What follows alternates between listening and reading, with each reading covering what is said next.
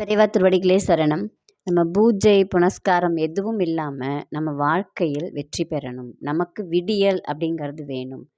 ரொம்ப எளிமையான வழி. ஆனால் நீங்கள் கொஞ்சம் சீக்கிரம் எந்திரிக்கணும், அவ்வளோதான். நீங்கள் 5 பைசா செலவில்லாமல் 21 நாள் சேலஞ்ச் மாதிரி இது.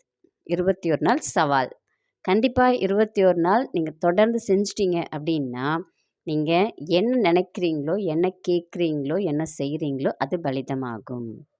சவாலுக்கு ரெடியா எல்லாரும்? என்ன செய்யணும், எப்படி செய்யணும் அப்படிங்கிற இந்த பதிவுக்குள்ளே போகலாம். அதுக்கு முன்னாடி நம்ம சேனலை சப்ஸ்கிரைப் பண்ணாதவங்க சப்ஸ்கிரைப் பண்ணி சப்போர்ட் பண்ணுங்கள். வாங்க பதிவுக்குள்ளே போகலாம்.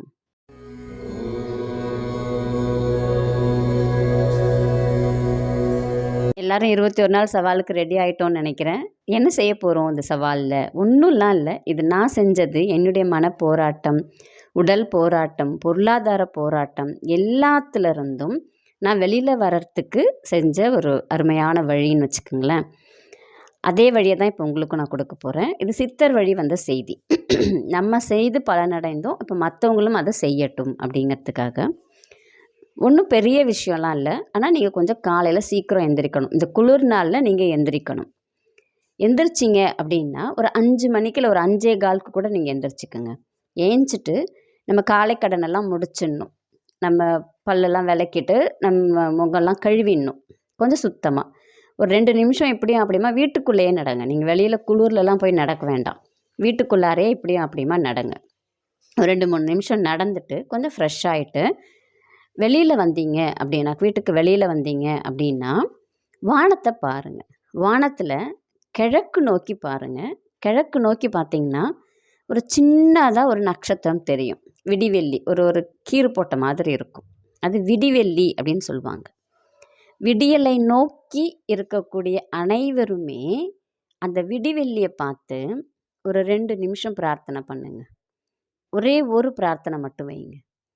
முதல் 2-3 நாள் உங்களுக்கு ஒன்றுமே தெரியாது. நீங்கள் பாட்டுன்னு கடமையேன்னு செய்கிற மாதிரி தான் இருக்கும். ஒரு 9 நாள் கழிச்சதுக்கப்புறம் மாற்றத்தை நீங்களே உணர்வீங்க. உங்களுக்கு என்ன வேணுமோ அதுக்குரிய வாய்ப்பு உங்களை தேடி வரும். இப்போ நீங்கள் ஒரு வேலைன்னு கேட்குறீங்க, கண்டிப்பாக வரும். பணம்னு கேட்குறீங்க, வாய்ப்பு கேட்குறீங்க, கல்யாணம் கேட்குறீங்க, பணம் கேட்குறீங்க, ஒரு வீடு கேட்குறீங்க. ஏதாவது ஒரு கோரிக்கையை அந்த விடிவெள்ளியை நோக்கி 2 கரங்களையும் கூப்பி கேளுங்க.